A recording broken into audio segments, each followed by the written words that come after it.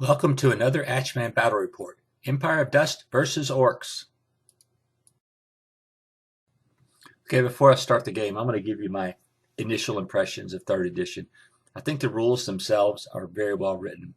Uh, I like some of the stuff they're doing. I mean, it's kind of like how 2nd edition started with, more of a limited selection of spells and a limited selection of magic items and things like that. And that's fine because, nobody's played enough games yet, I guess, to make sure that everything is perfectly balanced.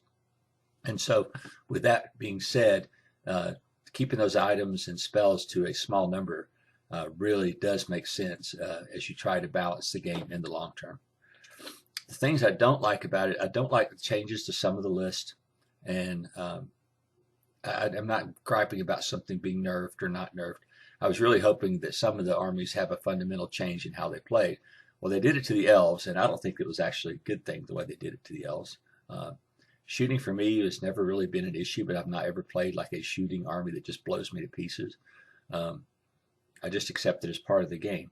But I know that there are armies that were abusive of the shooting phase, and of course they needed fixed. But I think that the fixing went just a smidge too far by eliminating some of the shooting items that are, were kind of to me harmless in some of them. But yeah, if they were lethal, then they needed to be balanced out. But just allowing the regular old archers to shoot 36 doesn't seem like that big a deal to me. Um, the last thing I have to say about lists and stuff is that I was disappointed that some things that were in the previous lists are no longer there. Um, and I don't mean, again, in the nerf thing, it's just that if you've had these models and you've painted them up and you've done all these things, and then all of a sudden that option doesn't exist anymore, it's kind of disappointing. And it's even more disappointing when it seems like that uh, the models that are only there are the Mantic models. And I understand it's their game. And it may actually come up to the community at some point to come up with lists instead of Mantic coming up with lists. Um, so we can play with some models maybe that we've got done away with. So, I mean, that's kind of I guess I just don't like the dynamic of being forced to play with Mantic models, and we're not. I understand that, but I just don't like the fact that some of these units that we've had, the Empire of Dust, they had the worm things, and then they had the Scorpion Husk, and those are gone. And those are some nice models that people have converted up. Then can't use them anymore, at least for now. But I'm just hoping maybe that'll be corrected in the new book in December, or in a supplement a few months after that, after we kind of see how uh, the game plays out. Because I mean, it's hard to judge right now because it is so new. All the armies aren't out yet. Um, I'm sure Mantic will get some pushback from playtest from people that are playing the game now, not just playtesters, because you're just going to get a whole much variety of the game. So, like I said, I'm feeling hopeful. Kind of disappointed in some ways, but hopeful in the other ways. So, let's go on to the game. So let's talk about the Orcs. I had an Orc army back in the day. I actually won a couple of RTs when using just basically hordes of Orcs, kind of like I used hordes of Skaven. So uh, always was one of my favorite armies. The animosity, the stuff in the GW games, which sometimes made them unplayable because they were just so unreliable. Um, to the point though, is I have some old figures. Some of them are from the '90s. Some of them may be older than that even. Some of them I painted, some of them I didn't. Just kind of a hodgepodge of models. And maybe one day if I come up with a tournament army, I'll paint new figures so they all match and look pretty. But for right now, I'm going to use what I have and just keep playing and testing my list.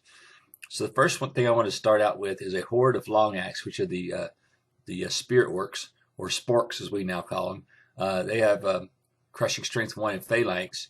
They also have the skull pole, and the skull pole gives them brutal for at the start of one turn. You just declare it and it's used up. Then the brew of sharpness, so they hit on 3. Really like this unit. I think it's extremely powerful as far as an infantry unit with all the attacks and stuff. Also, it has a good unit strength. The next thing I experimented with was an Axe Legion, and I had to scrounge models from all over that kind of matched to have. I think there's 45 on the base, and the base is just humongous. I gave them the Blade of the Old King and the Skull Pole.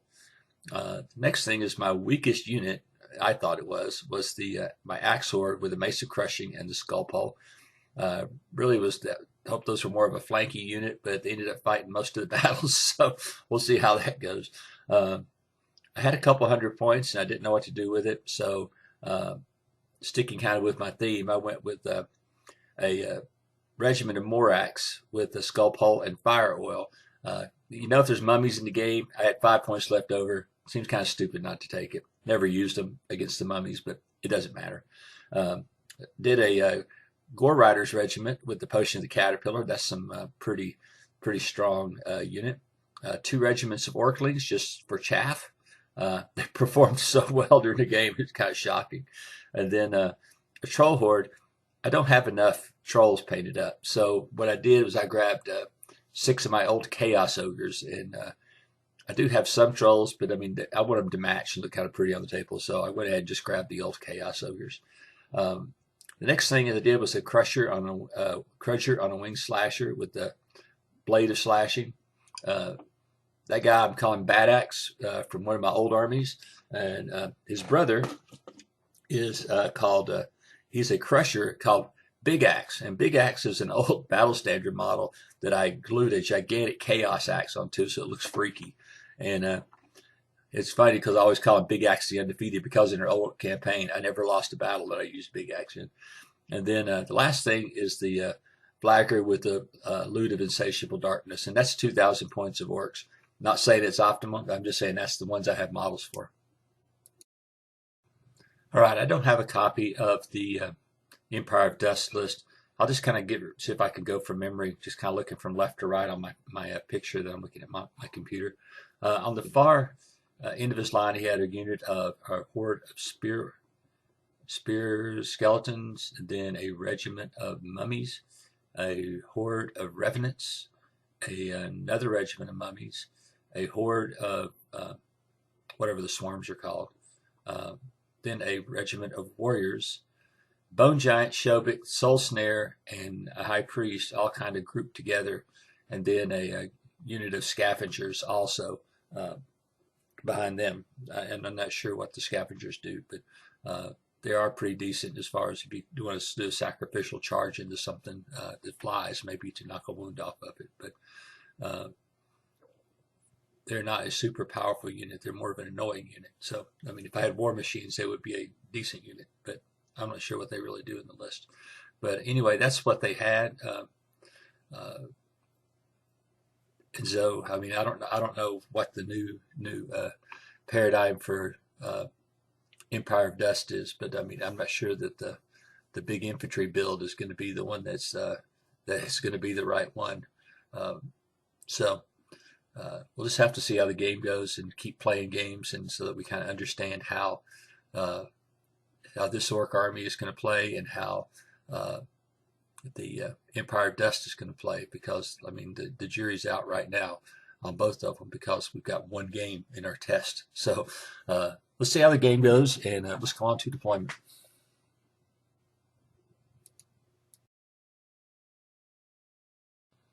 Okay, I just want to go through deployment with you and kind of see what the terrain is.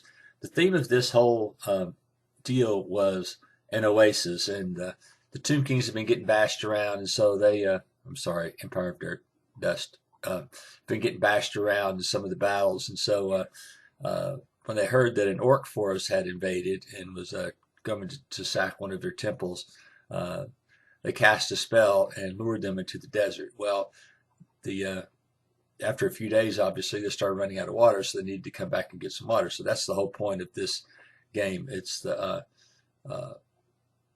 where they have set up an ambush at an oasis, and the orcs need to capture the oasis in order to replenish their water supplies.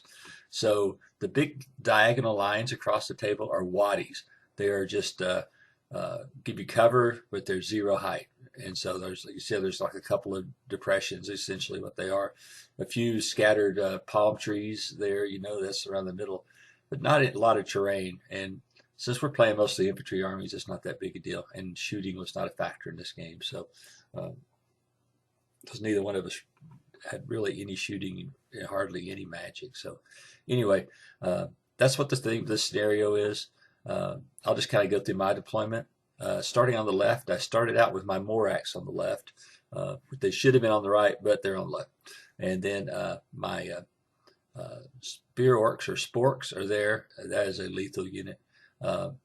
In front, near them is a unit of the orclings with the trolls in the middle, and another unit of orclings. Followed behind them is that entire legion of orcs.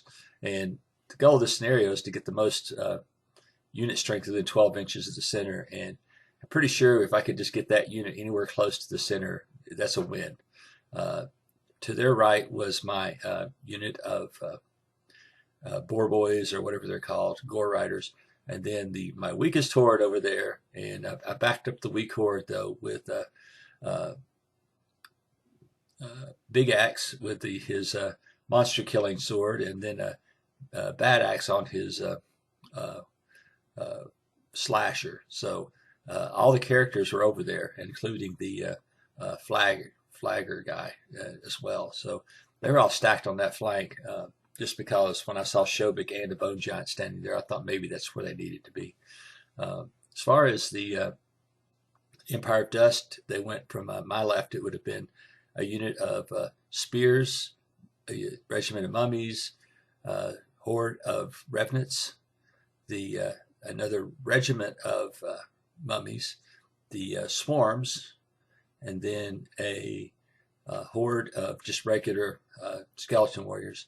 And Shobik, the Soul Snare, the Bone Giant, and one of the priests. I'm not sure what that priest. I think it was a high priest, but I'm not positive. So that's kind of how deployment went.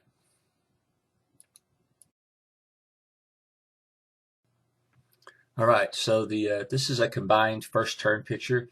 I won the roll, but I gave the Empire of Dust the first turn because I know they can't march, and so it doesn't really. They don't really rush to the center like some armies do because of that. Only thing they did really besides just march forward is the scavengers started coming to the right to maybe do something to my slasher. I did the same thing. I just moved up to the middle, trying to provoke some attacks. I didn't know what was going to happen in this game, so I was probably a lot more timid than I normally am. But I know there's just a little bit of terrain, but I couldn't march or through it at full speed, so I just kind of kept the line intact. Always something when playing against armies that have shamble is you really do need to keep your army intact. On the left side, I did kind of get the Morax out of position, angling toward him, and the spears angling toward him because there was quite a bit of combat power over there. On that flank, and so I wanted to protect it. So it was basically he had like two strong wings and a weak middle, and I had strong middle and two normal wings. So it was going to be a weird kind of fight just because of that. All right, I hate to be so boring and timid, but with like I said, with the shambling armies. I was always a little more timid around them about leaving the flank open as somebody to surge into it. So I moved the Crudger up, trying to get within 20 inches of the Soul Snare, but trying not to be within 18 inches of it. So I was kind of hitting that little niche in there. Everything else just moved up. I kind of stabilized my line on the far left, trying to get stuff more in line. I don't even want to leave that little time. There's a little crack I could see right from here that could be a flank charge potentially. So I really would want to dress that back as well. So anyway, Craig just moved forward. Like I say, he's pressured me more on my left flank. And the right flank, we were kind of at a standoff because I had the fast boar riders there, and I had the Crudger on his slasher there. So I mean, it kind of gave us I was just doing a standoff with him. I really wasn't. Sometimes when people have giant flyers, their issue is just to slaughter the other army with them. Well, the only reason I take the giant flyer is because I think the model's cool, and because it messes with the other person's movement. And not saying that it's not good or that it's not powerful. It's just the effect on the game is just why I like having the big flyer. because all of a sudden they don't just move straight across the table. They have to start thinking about where that flyer is going to go and how it's going to change their position. So anyway, that's why I took him. I'm glad I took him. I mean, I really think it was a good move. Okay, this is just turn 2 from the other side of the table, so you guys can see the Empire of Dust kind of close in on my flank. I'm not sure what that guy is with the flight. He might just be a standard bearer with maybe the loot or something like that. I'm pretty sure that's all he was a standard bearer with the loot, because I recall that he cast Banechan on one of his units, and it was fighting my Snotling, so it didn't really matter the fact that he had Banechan on him. So I'm guessing that's really all he had. So like I said, you can see right now that we're tussling up for a fight. He's got 3 units against my 2, and I need to figure out how to handle that. So when Craig got to turn 3, he charged Shobik and the Bone Giant into my my Axe Horde. This is where I was saying that the weakest unit of my hordes in my army is the one that did all the fighting. On the good side of it, they were pretty well supported with the inspiring from the slasher and the flagger who's there.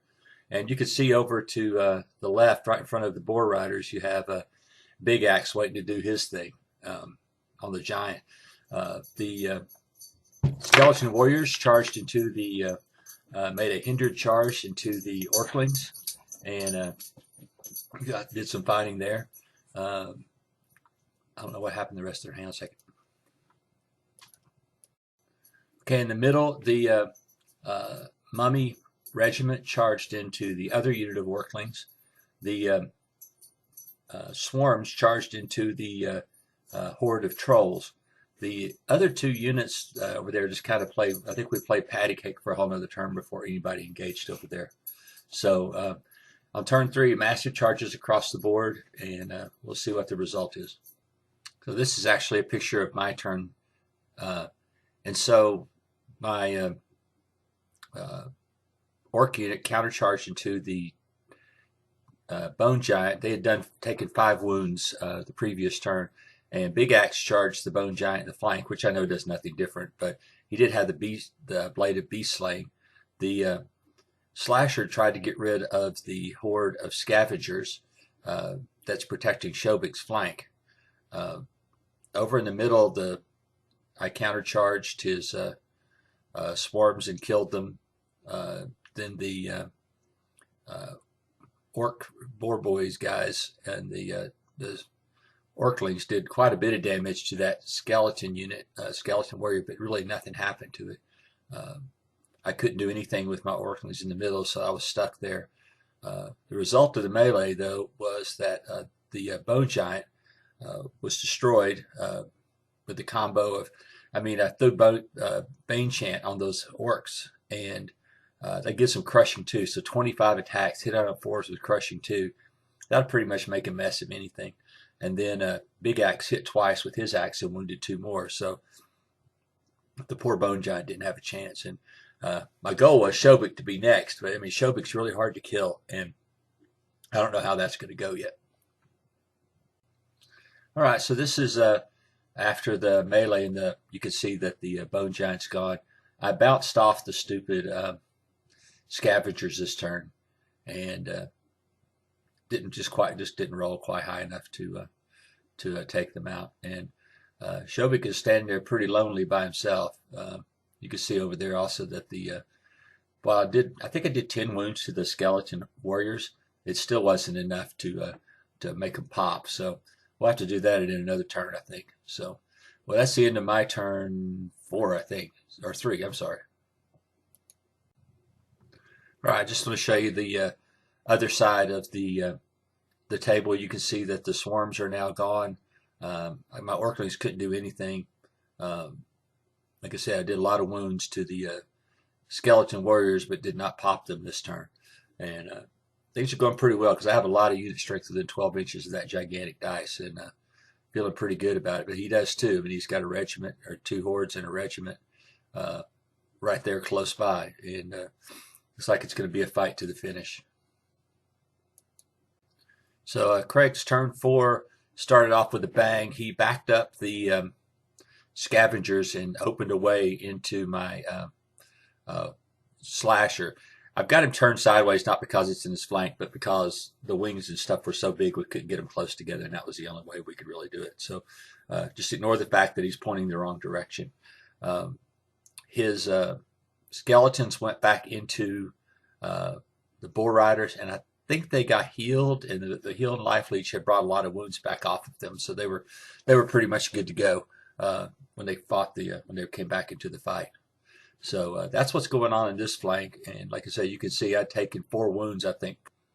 All right, you can see to the left of the big fight, the skeleton warriors had charged back in to the boar boys this time because they already had a couple wounds on them, which is a good idea. Maybe you could pop them. The mummies in the very middle backed up a little bit so not to get charged in the flank by the troll. So that was a good move on his part.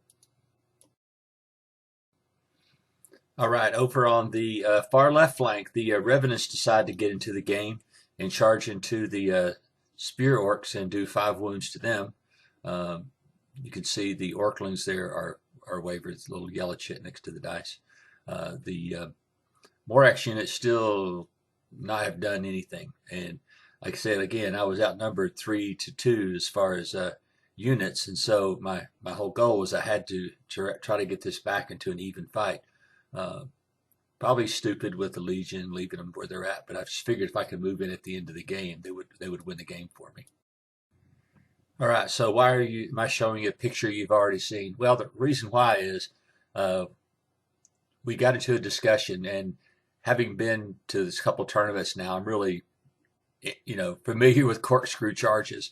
And the question here was the leader point of my snotlings or orclings were definitely in the flank of that skeleton warrior unit.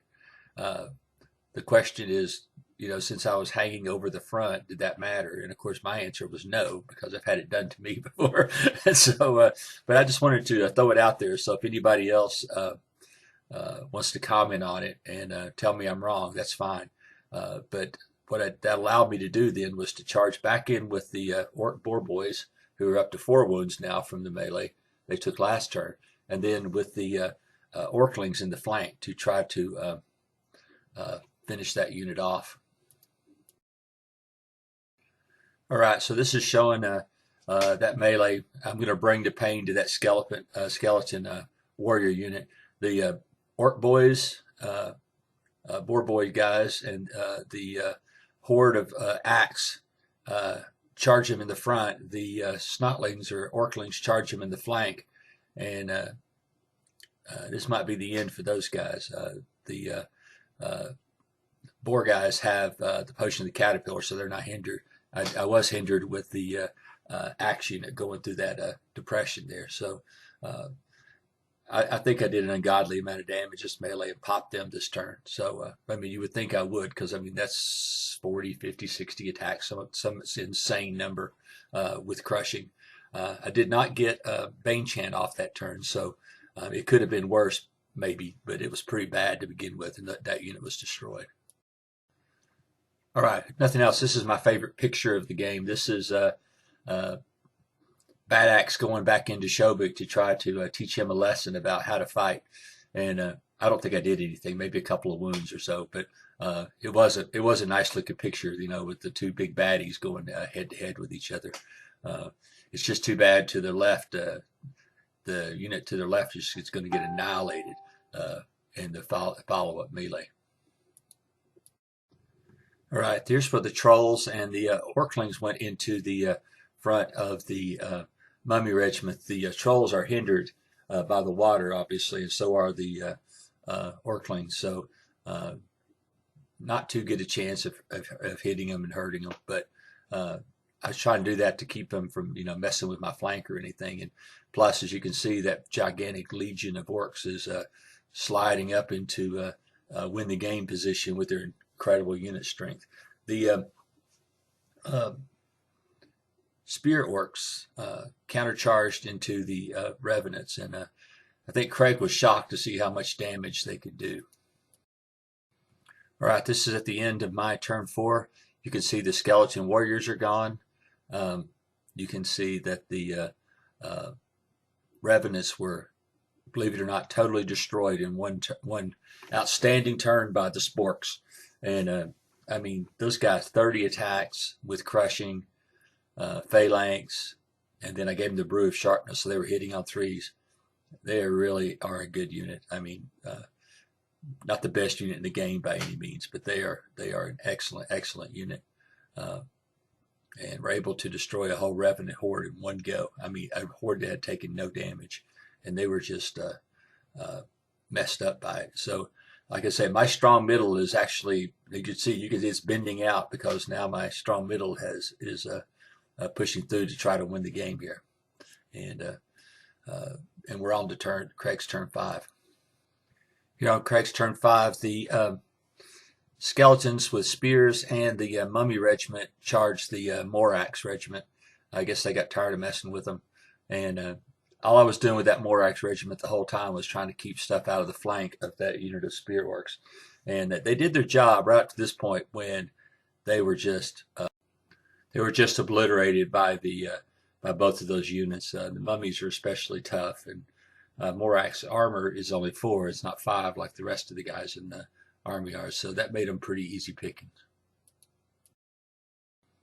Yeah, here you can see the double charge into the Morax, and they are wiped off the table. But the the choice after the battle, I mean, after this, was to move forward by both units to try to get out the charge arc of my big horde of spearworks. And unfortunately for the mummies, they rolled a 1, and they were absolutely screwed. So just to recap what went on this turn, Shobik countercharged back into the slasher, and I believe he wavered him this turn, so he couldn't do anything to him. Big Axe had ran over and chopped up those poor scavengers, and he finished them off, and now he's trying to close in on Shobik as well. So the battle keeps going on in the middle. Like I said, I didn't do anything. He hit back. I don't think he did anything, and so they're kind of a stalemate there. On the far end, of course, the Morax regiment are now no axes because they are totally gone. All right, even though the slasher is wavered this turn, the axe horde takes a hindered charge into the flank of Shobik. Big Axe charges him with his axe of beast slaying thing, and I'm pretty sure this was the end of Shobik, but I don't remember if he held this turn or not because we didn't play any more turns after this. But his days are numbered, if nothing else, with 50-something attacks with Bane Chant into his flank, and then the Big Axe with his axe trying to chop him down to. Yeah, this is the sporks charging into the flanks of that mummy regiment, and of course that's 60 attacks hitting on 3s with crushing 1, and not too many units in the game are going to survive that, and neither did they. Really all that was left on that one flank was that unit of skeletons and their army standard bearer, and basically that was the end of the game for the left flank. So like I said, that was just unfortunate for the mummies that they didn't roll better, and then they ended up with me right in their flank, whipped around there and get them. You can see those are my old orc biggins with spears, and so that's what that unit is, and they're painted. Some were painted probably in the 90s, some were in the 80s. God knows how old they are. All right, this is just the mashup in the middle. I think it's the last turn of the battle, because after that there really was no point, because I mean, look how much unit strength I have sitting right there.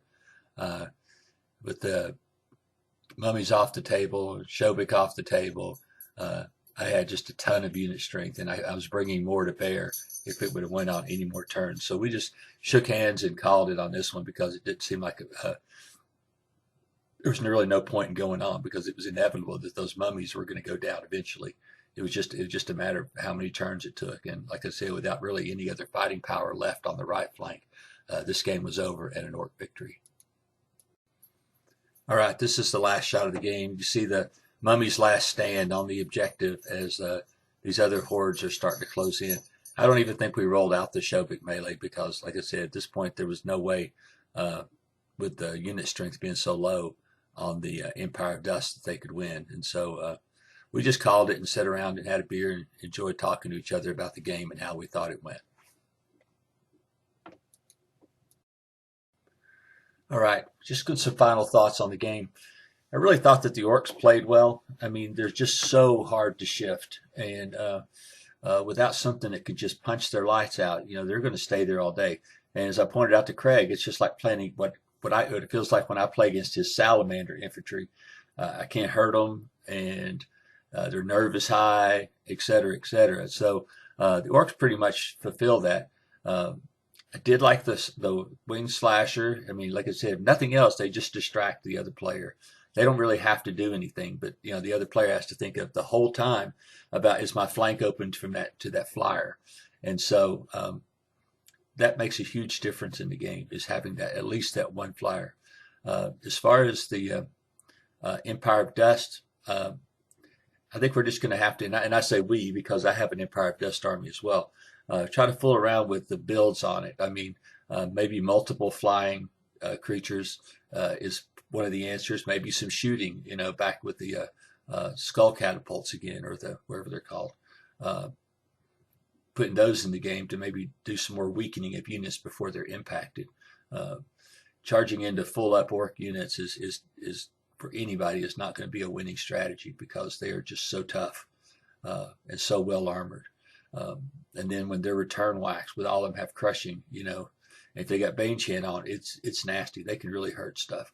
So, like I said, we're experimenting with the Empire of Dust Army. I may play them next time to see, what my version would look like. And Craig Craig has way more Empire of Dust troops than I do, and we might end up combining them together to make one force, for a nice battle report. But we're definitely going to bump up to 2250 next time, and it's not because the my armies needed it. It's because I really think that the Empire of Dust needs that to get up there, because they've made some of their stuff a little bit more expensive, and I just feel like that they're limited so severely in these games. Without their ability to kind of pump themselves up a little bit. And I think going to 2250 will help them. Of course, going to 2250 basically would add a giant to this orc list. And that wouldn't be good either, if you're the other player. But I just think that there's, like I said, we're learning. It's the first version 3 battle, and with both of us playing lists. I mean, I'd never played an orc list before. I mean, I played orcs in the past, obviously, in Warhammer Fantasy Battle, but of course I've never played them in Kings of War. So I just stuck with what I know, which is lots of guys, less toys. I was even thinking about taking the wing slasher out at one point, but I just know that that they're, I say, more of a threat if they're just there to provoke the other side.